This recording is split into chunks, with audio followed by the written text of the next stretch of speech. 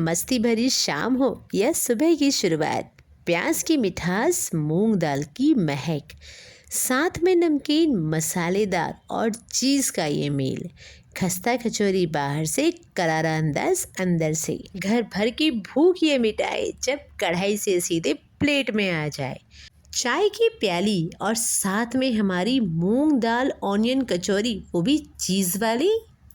तो स्वागत है आपका होममेड बाय निशा में। चलिए बनाते हैं आज की हमारी कुछ डिफरेंट, कुछ टेस्टी और सबसे हटके एक और नई रेसिपी, ऑनियन मूंग दाल चीज़ कचौरी। लेकिन इससे पहले हमारे चैनल को लाइक, शेयर एंड सब्सक्राइब करना बिल्कुल मत भूलिए, सो दैट आपको ऐसी नई वीडियोस ऑलवेज टाइम पे मिलते रहे।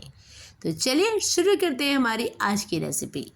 तो सबसे पहले मैंने लिया है एक नॉन स्टिक पैन, उसे अच्छे से गर्म कर लिया है और उसमें मैं डाल रही हूँ एक छोटी चम्मच जितना सरसों का ऑयल। जब हमारा ऑयल अच्छे से गर्म हो जाए तब आप इसमें डालिए जीरा approx half teaspoon, ginger garlic paste approx half teaspoon, green chilli बारीक चॉप्ड मैंने ली है 1 ग्रीन चिली। आप अपने फ्लेवर के अकॉर्डिंग क्वांटिटी कम या ज़्यादा कर सकते हैं। नाउ प्याज की कचौरी है तो मैंने एक प्याज लिया है, इसे मैंने बारीक चॉप्ड कर लिया है और अब हम इसे सौते करेंगे अप्रॉक्स 1 से 2 मिनट तक बिल्कुल लो हीट पर। Now time to add on मसाले। तो मैंने लिया है red chilli powder approx half teaspoon, salt as per test,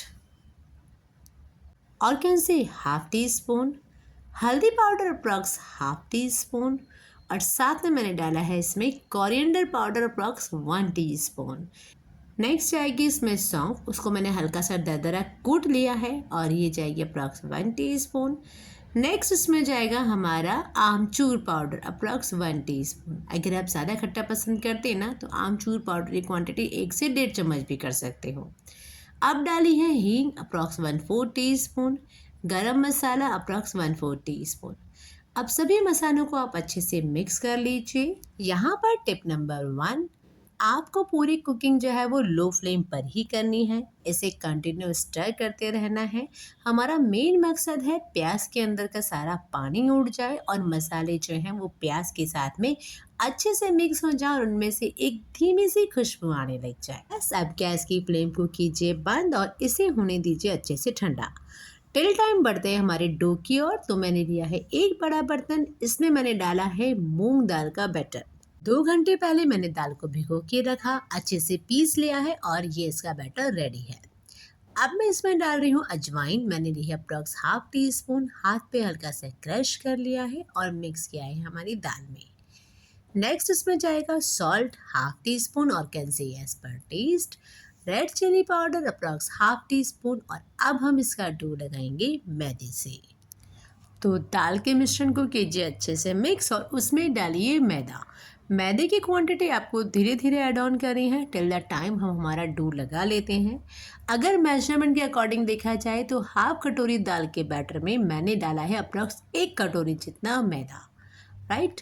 अब आप इसे अच्छे से धीरे धीरे डालते हुए बिना पानी मिक्स करे इसका टाइट डो लगा लीजिए।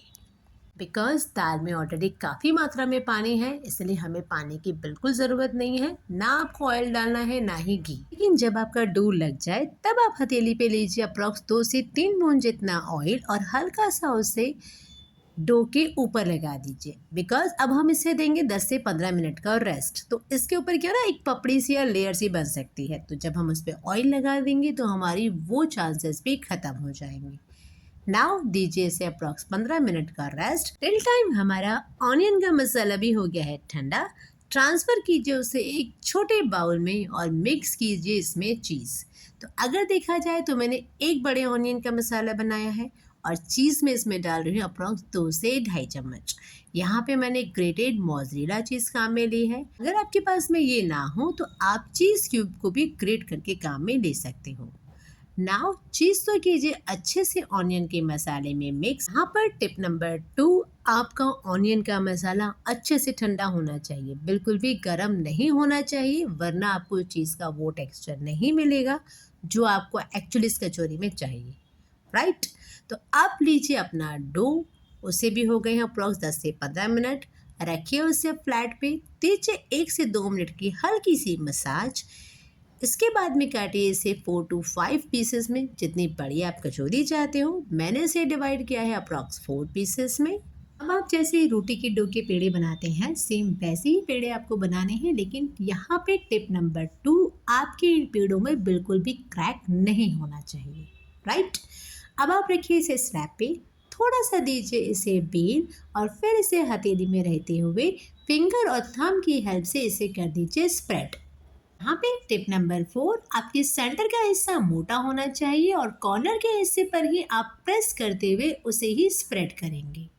अब लीजिए आप अपनी ऑनियन और चीज़ की फिलिंग, कचौरी के डो को रखिए हथेली पर और जितना इसमें स्पेस है उसी अकॉर्डिंग आप इसमें फिलिंग करिए।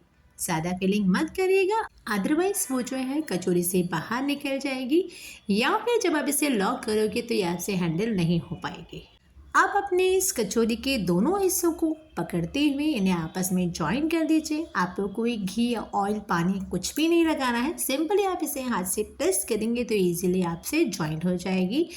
देन इसके दोनों कॉर्नर्स को लेते हुए सेंटर में लाइए, आपस में अटैच करते हुए हथेली पे रख के पलट के इसे अगेन थंब और फिंगर की हेल्प से हल्का हल्का प्रेशर देते हुए स्प्रेड कर लीजिए। अब देखिए कचौरी को बंद करते टाइम मेरी कचौरी में थोड़ा सा स्पेस आ गया है, इसका सोल्यूशन हम आगे देखते हैं।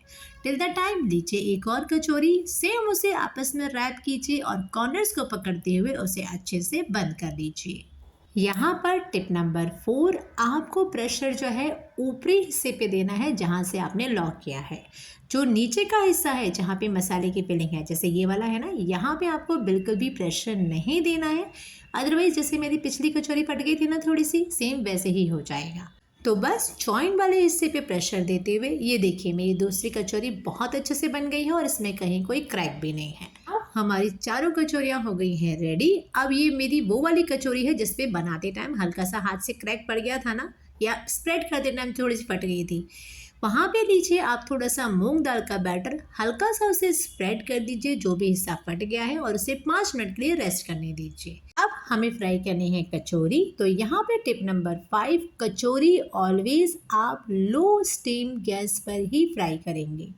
हाँ जी, आपको कढ़ाई को कोई मीडियम गरम नहीं करना है, बिल्कुल लो स्टीम पर 5 मिनट के लिए रिफाइंड को हल्का सा गरम करने के बाद में आप इसमें डालिए अपनी कचौरी 1 by 1। यहाँ पर टिप नंबर 6, आपको सारी कचौरी एक साथ नहीं डालनी है। जब आपकी पहली कचौरी थोड़ी सी तल जाए और वो नीचे से कढ़ाई के तले को छोड़ दे, उसके बाद ही आप उसमें दूसरी कचौरी डालिए।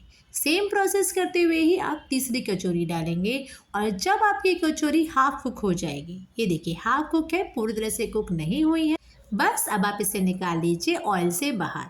सेम प्रोसेस आपको सारी कचौरीज के साथ में करना है। जब आपकी पहली कचौरी कढ़ाई को अच्छे से छोड़ दे और आप उसे निकालने वाले हो, तभी आप उसमें दूसरी कचौरी डालें, या फिर अगर आपकी कढ़ाई बड़ी है तभी आप उसमें ज़्यादा कचौरियाँ एक साथ फ्राई कर सकते हैं।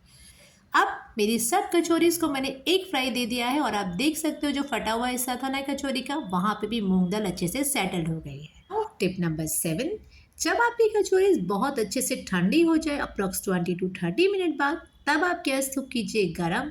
अब गैस की स्टीम होगी मीडियम लेवल पे और कचौरी को उसमें डालते हुए आप उसे 1 से 2 मिनट तक दोनों तरफ से फ्लिप कीजिए और फिर निकाल लीजिए रिफाइंड से बाहर। टिल द टाइम या तो वो अच्छे से गोल्डन ब्राउन हो जानी चाहिए या फिर उनका कलर आना चाहिए कुछ इस तरह से कि आपको लगे कि वो अच्छे से फ्राई हो चुकी है। अब जब तक हमारी कचौरीज हो रही हैं फ्राई, तब तक आप कीजिए हमारे चैनल को लाइक, शेयर एंड सब्सक्राइब। तो ये देखिए कचौरी भी बहुत अच्छे से फ्राई हो गई है और इनमें एक गोल्डन ब्राउन कलर भी आ गया है। बस अब क्या करना है, निकालिए इसे रिफाइंड से बाहर। सेम प्रोसेस से तैयार कर लीजिए अपनी बाकी कचौरीज को। सर्व कीजिए इसे ग्रीन चटनी, रेड चटनी या फिर कुछ ना हो तो चाय के साथ।